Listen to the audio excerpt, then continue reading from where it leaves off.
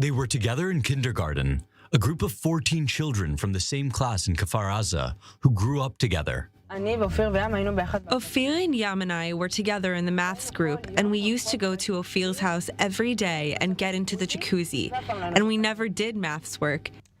And I just remember that it was fun.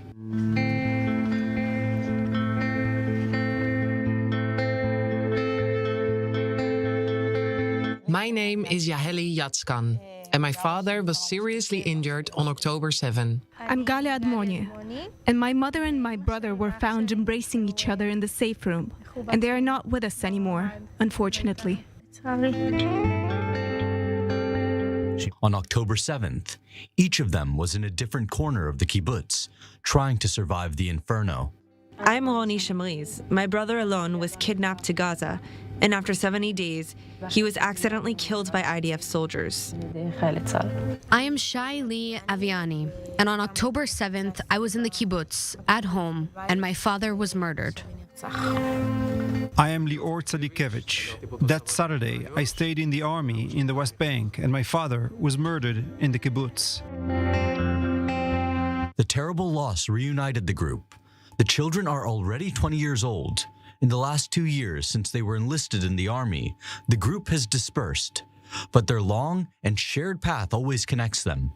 16 hours before the disaster, they gathered to celebrate. October 6th was a Friday, and we decided that we would meet and celebrate Gaia's birthday, which never happens. They never go out all together. I said, shall we all celebrate? We didn't see each other some of us haven't seen each other for 6 months.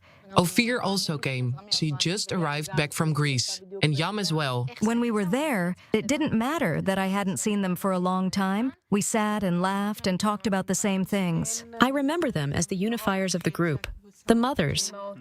My mother would not have allowed me to leave the house if either Ophir or Yam had not come. Yeah, exactly. In the end, it turned out that it was a farewell party for Yam and Ophir. From the same party on October 6th, several of the group continued to hang out together in the young generation neighborhood, known as Dots, at Shai Lee Aviani's place. She was one of the first to move into her own apartment. We sat there until about 3 or 4 in the morning. I usually stay to sleep at Shaile's place because I don't have the energy to go back to my house. It's at the other end of the kibbutz. That time I came with a car. Then Omer, who was also lazy, said to me, "If you're already here with a car, won't you take me home?" I said, well, I took him home. And that's actually how I was saved from the Dots massacre. You owe Omer your life. I really do. On that Saturday morning, was there a WhatsApp group? Yes. I live just next to Gaza. I actually saw it, the terrorists coming by paragliders, so I informed everyone. Yiftah saw the terrorists break into the house of his friend, Yam Almog Goldstein, who was in the safe room along with her entire family. I called Yam. I told her, "Yam, tell Mom and Dad there's a terrorist infiltration and go to the safe room. Save yourselves." Yam kept telling me that she was afraid, that they would kill them. Then my second call was to Shai Lee, because her father is the rabbi of the kibbutz. He called me and said, "There are terrorists here. There are terrorists here." They turned off our electricity. No one was coming. Help us already. What is this? And I just knew he had been shot, and my reception was cut. And I thought Yiftach was dead. Everyone thought you were dead. Shai Lee, daughter of Shahar Aviani, the kibbutz rabbi, stayed in the safe room with her mother and sister while her father went off to fight. We just sat and waited for death. There's no other way to say it. Then we said, well, let's play a game. Why do we have to stay alive? Why? I want to be a mother. What did she say? That she didn't have time to visit a Mercedes band concert. When did you hear about Dad? About 2 days later, we were informed that he was murdered. And he always said that this is how he would like to die, protecting the kibbutz and his family. Ophir Shoshani, who lives in the young generation neighborhood, cried out for help, and the members of the group tried everything to save her. Offer wrote us, I was shot. They shot me. They shot me. They shot me. She begged to be saved. She really begged. And she wrote to us in the girls' group, I love you. And that's it.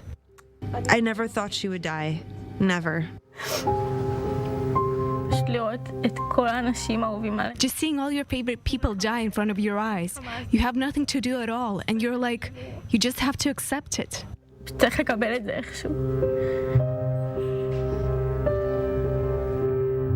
Ophir Shoshani and Yam Alma Goldstein, whom the friends called the mothers of the group, were murdered on that dark Saturday. When you lose a parent, it's as if you know that someday you will have to live without them. You know that at some age they will die. But losing my friends, my best friends, is something I never thought would happen. And every time they come to my mind, my heart, it's hard to stand it.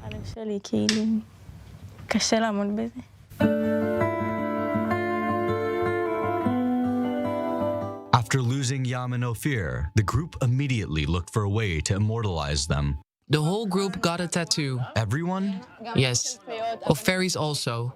The boys got a tattoo of fairies. It's because they dressed up as Tinkerbell fairies on Purim. They are the angels of the group. Their houses in Far Aza are still destroyed. Their 5 friends from the kibbutz, Gali and Ziv Berman, Doron Steinbrecher, Keith Siegel, and Emily Damari, are still held hostage in Gaza. The pain is still endless. But now that they meet again every morning, like back when they were teenagers in the kibbutz, the members of the group emerge a little stronger. There's something comforting in the fact that many of us have lost loved ones, so we can understand each other without words. And I think that even remembering Yam and Ophir, they would have wanted us to be together and be happy.